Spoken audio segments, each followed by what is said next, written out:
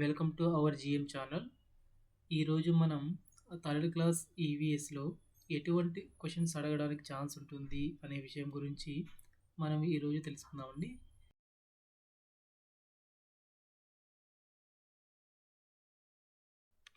బెరడుతో కప్పబడి ఉండే చెట్లకు ఉదాహరణ కానిది ఏది? ఆన్సర్ ఇస్ ద్రాక్ష.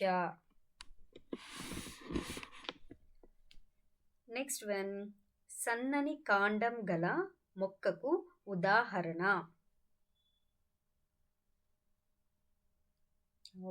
Answer is Tulasi.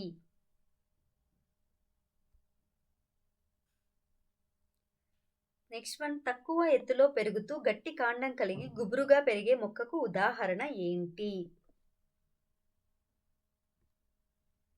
Answer is గులాబీ. తులసి మొక్క ఏ రకానికి చెందినది? ఆన్సర్ ఇస్ గుల్మాలు. మొక్కకు ఆహారం అందించే ఆహార కర్మాగారాలు ఏవి? ఆన్సర్ ఇస్ ఆకులు. ఆకులు వేటి సహాయంతో ఆహారాన్ని తయారు చేసుకుంటాయి? ఆన్సర్ ఇస్ గాలి, నీరు, సూర్యరశ్మి పైవన్నింటి సహాయంతో. ఏ చెట్టు ఆకులు వెడల్పుగా అంచులు రంపపు ఆకారంలో ఉంటాయి? ఆన్సర్ ఇస్ మందార చెట్టు ఆకులు. నెక్స్ట్ వన్, ఏ చెట్ల ఆకులు మన హస్త ఆకారంలో ఉంటాయి? ఆన్సర్ ఈస్ బొప్పాయి చెట్టు. చెట్ల ఆకులు మంచి సువాసనను కలిగి ఉంటాయి. ఏ చెట్ల ఆకులు మంచి సువాసనను కలిగి ఉంటాయి? పుదీనా, కొత్తిమీర, తులసి పైవన్నీ కూడా మంచి సువాసన కలిగి ఉంటాయి. నెక్స్ట్ వన్ ఈజ్, ఏ ఆకులతో టీ తయారు అవుతుంది? ఆన్సర్ ఈస్ తేయాకులతో. నెక్స్ట్ వన్ ఈజ్, మందుల తయారీకి ఉపయోగించి ఆకులు ఏవి? పుదీనా, వేపాకు, తులసి. ఏదండి? వేపాకు అండ్ తులసి మందులు తయారు చేస్తారు వీటితో. నెక్స్ట్ వన్ ఈస్, ఏ ఆకులను విస్తరి పాత్రల తయారీలో ఉపయోగిస్తారు? అరటి, మర్రి, కొబ్బరి. ఏంటంటే ఏ ఆకును? అరటి అండ్ కొబ్బరి. పిల్లి, కుక్క మొదలైన వాటిని ఏమంటారు? పెంపుడు జంతువులు, పెట్ అనిమల్స్, వన్యమృగాలు. ఏమంటారు? 1 and 2 పెంపుడు జంతువులు లేదా పెట్ అనిమల్స్ అని అంటారు. నెక్స్ట్ వన్ ఈస్, మచ్చిక చేసుకునే జంతువులకు ఉదాహరణ ఏమిటి? గుర్రం, ఒంటె, గాడిద. ఇవన్నీ ఆన్సర్ ఇస్ పైవన్నీ. ఇవన్నీ మచ్చిక చేసుకుంటాము. So then next one is, సింహం, పులి, ఎలుగుబంటి, ఏనుగు మొదలైన వాటిని ఏమంటారు? అడవి జంతువులు, వన్యమృగాలు, వైల్డ్ అనిమల్స్. ఏమని అంటారు? పైవన్నీ ఒకే రకమైన మీనింగ్ ఇస్తాయి. వైల్డ్ అనిమల్స్ అని అంటారు పైవన్నీ answer. So then next one is, క్రింది వాటిలో సరైన సమాధానాన్ని గుర్తించండి. నేల మీద నివసించే జంతువులు భూచర జీవులు, నీటిలో నివసించేవి జలచర జీవులు, నేల అండ్ నీటిలో నివసించేవి ఉభయచరులు. సో ఇవన్నీ కూడా పైవన్నీ కూడా సరైనవే answer. And next one is, ఉభయచర జీవి కానిది ఏది? కప్పన, తాబేలు, సాలమాండర్, చేప. ఉభయచర జీవి కానిది ఏది? సో చేప ఆన్సర్. నెక్స్ట్ వన్ ఈజ్, కోతి, ఆవు, గుడ్లగూబ, పిచ్చుక, మిడత మొదలైనవి వీటికి సంబంధించినవి?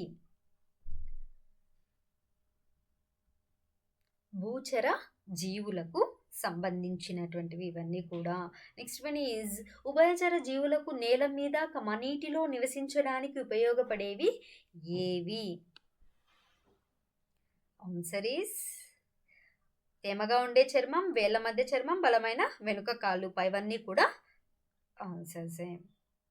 అండ్ నెక్స్ట్ వన్ ఈజ్ ఉభయహారులకు ఉదాహరణ కానిది ఏంటి?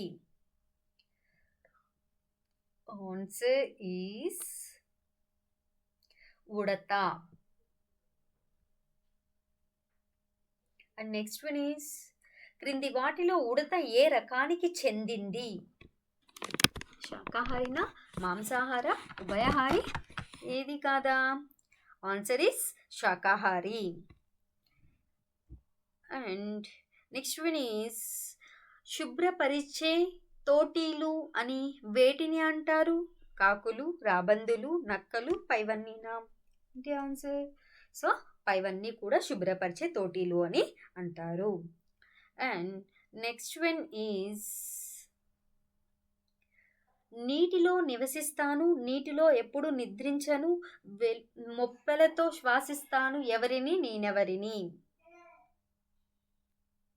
సో ఆన్సర్ ఇస్ చేప. నెక్స్ట్ వన్ ఈస్ మన శరీరం ఎన్ని భాగాలుగా విభజించబడి ఉంటుంది? 2, 3, 4, 5. ఏంటి ఆన్సర్? 3. నెక్స్ట్ వన్ ఈస్ శరీరం లోపలి భాగాలను కప్పి ఉంచేది ఏది?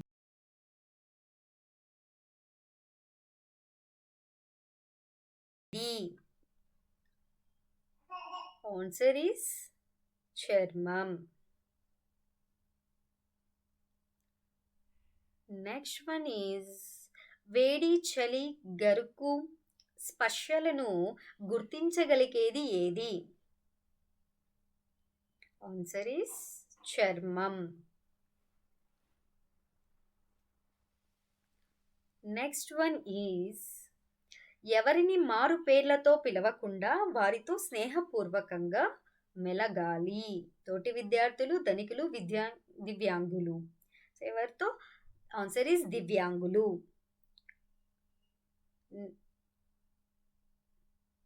Next one is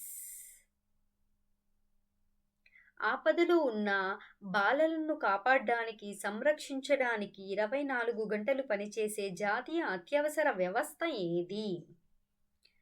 child line, 1098.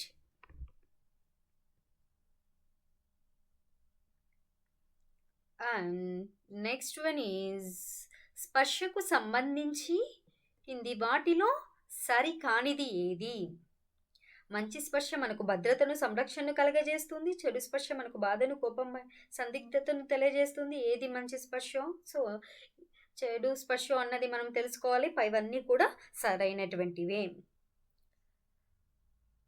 Next one is చెరకు నుండి లభించేవి ఏవి? మనకు చెరకు నుండి లభించేటువంటి పదార్థాలు ఏవి? సో ది ఆన్సర్ ఈస్ చక్కెర, బెల్లము.